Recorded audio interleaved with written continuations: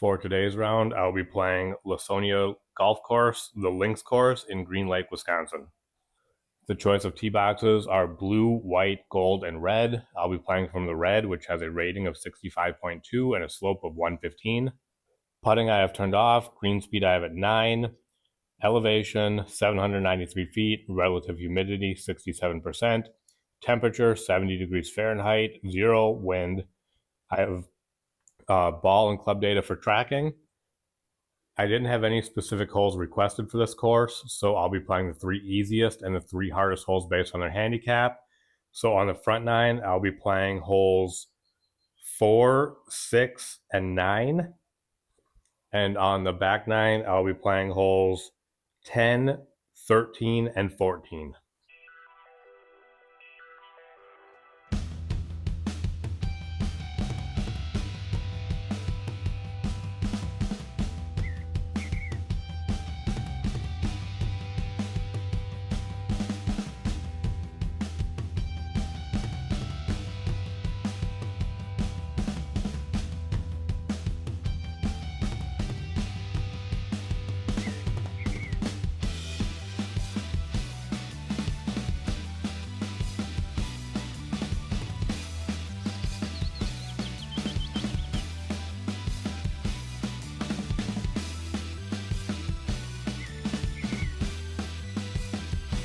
Here's hole 4, which is a 148-yard par 3. It's 19 feet uphill, so I'm not sure which club I'm going to use yet. I'll have to think about that.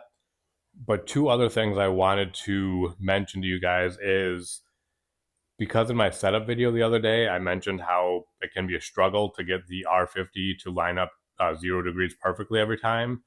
So I'm working on doing some things to make that easier. So the first thing I did is I 3D printed some spacers so that I can have my R50 stand the same distance away from my mat every time. So it's about 7 1/8 inches.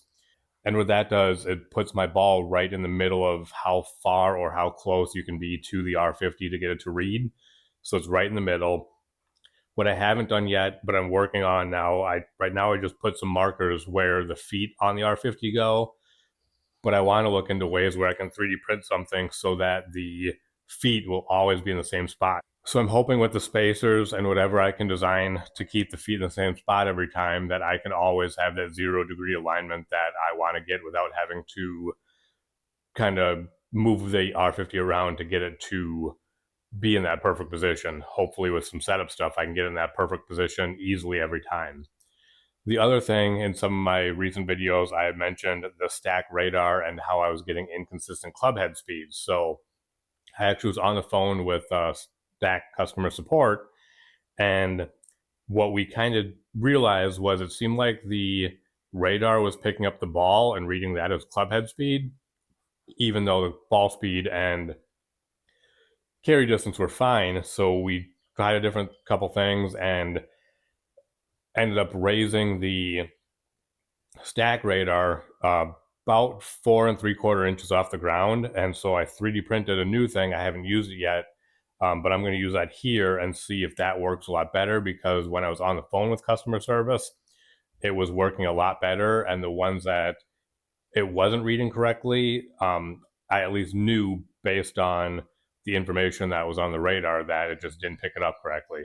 So I'm going to try that for this round here as well. With that being said, I think I'm going to use an 8-iron to start with here.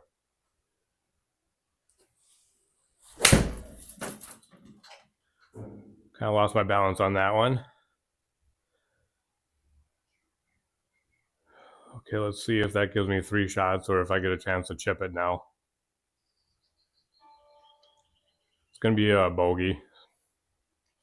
But that one, the stack radar read 75 miles an hour. The Garmin read 76.1, so that's pretty close. Ball speed on the stack radar was 104 and 103.4 on the Garmin. So pretty happy with that. The carry distance was 137 on the Garmin, 142 on the radar, so I expect them to be a little different. But at least the club head speed was a lot more accurate than what I've had the past few days.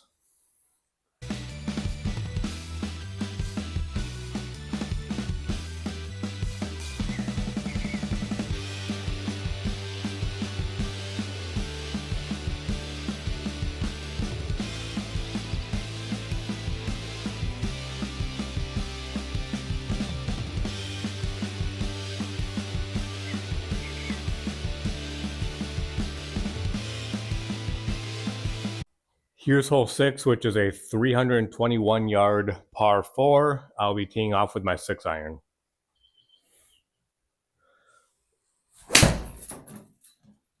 That wasn't good.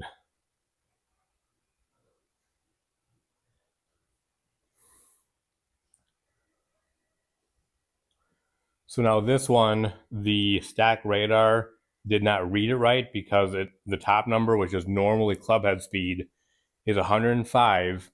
But now what's happening is the ball speed has 3 dashes, the carry distance has 3 dashes, so it knows it didn't read it right. So I know not to look at that and think that, oh, my clubhead speed was 105. Now it's actually showing me data that it knows it didn't capture it right. And I did not hit that ball very well, so I think that one's on me, why it didn't pick up. So now I have 143 yards to the pin. I am losing 10% power. Just going to go with my 8 iron here. I hit behind that so much.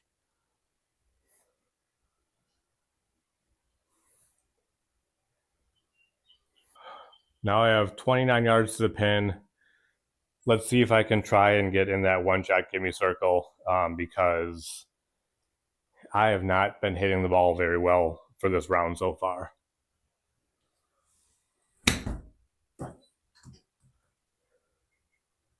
Too far. Now stop. Way too far. It's going to be a double bogey, I think.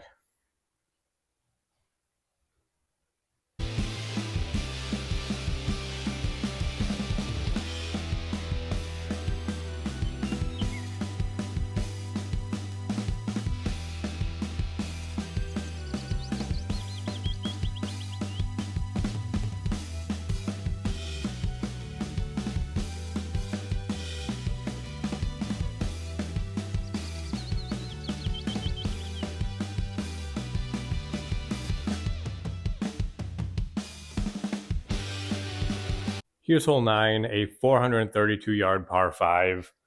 Gonna use my 6 iron to try and get it out there, get as close to the green as I can in 2 shots. And hopefully actually hit the ball well. Still to the right. Better contact.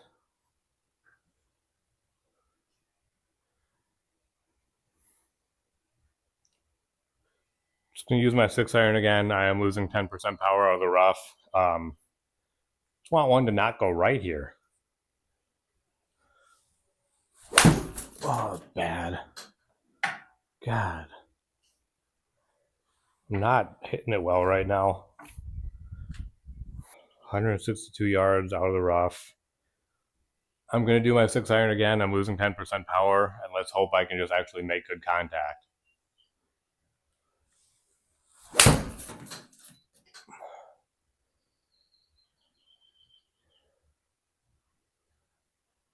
Get in there. I think that might be a par.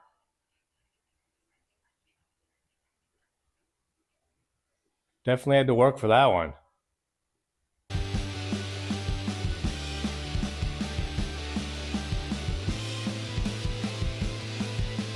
Here's hole 10, which is a 161 yard par 3.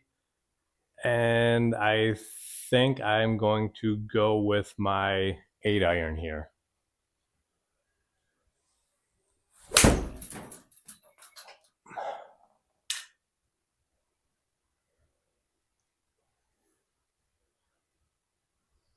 Stop. No, it's going to keep going. Well, that is in the 2 shot gimme circle for a par.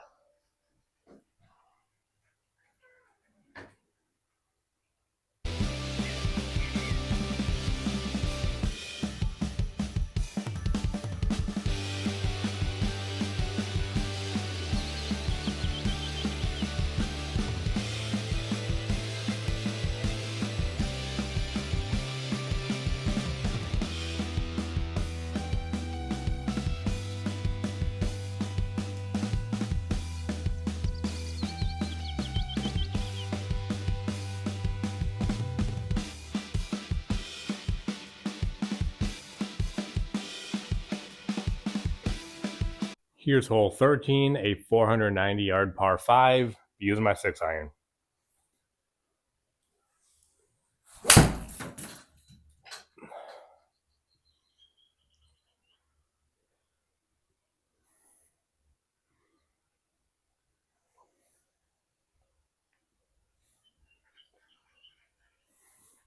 So on that last one, the Garmin had my club speed at 77, the Stack Radar at 79. Stack Radar had ball speed at 113, 111 on the Garmin. Carry on the Stack Radar was 164, and 167 on the Garmin. So they're relatively close, and at least now I'm not getting the issue where my club head speed is 20 miles an hour faster than what the Garmin says. In this case, it's 2 miles an hour faster, but that's, I think, within an acceptable range. Using my 6-iron again here.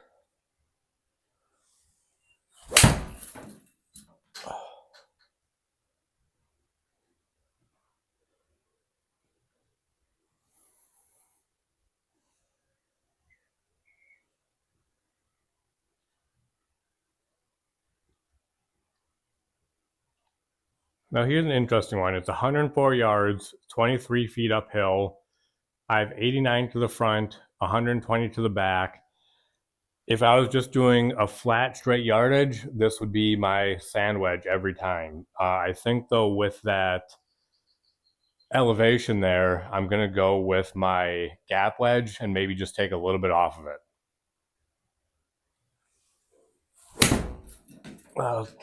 I thought I was more left actually, but turned out okay. And it's going to be in the 2-shot gimme circle for a par.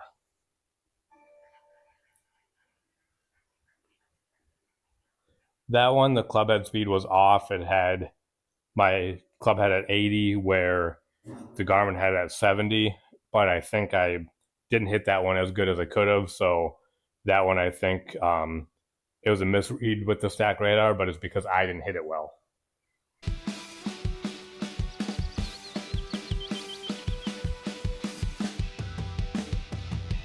Here's hole 14, which is the last hole that I'll be playing today, and then I'll do a flyover of the rest. It's 122 yards, 18 feet downhill, 108 to the front, 139 to the back. Again, now it's that same elevation. Do I take my gap wedge and just take a little off of it? Or do I try and hit a strong sand wedge? And I think I'm going to try and take a little bit off my gap wedge again.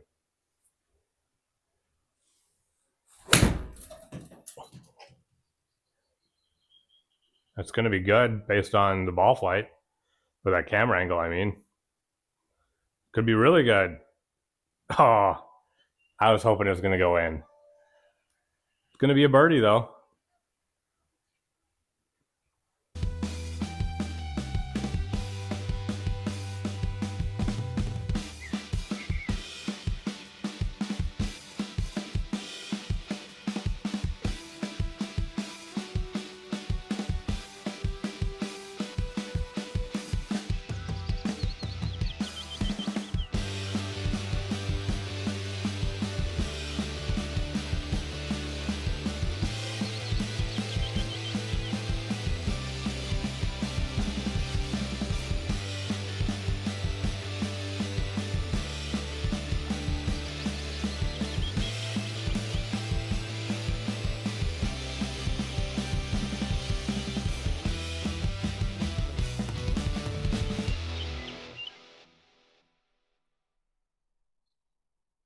Okay, so that was the links course at Lawsonia Golf Course in Green Lake, Wisconsin. I definitely started hitting better towards the end there, so I'm happy about that. Happy that the Stack Radar seemed to be working a lot better.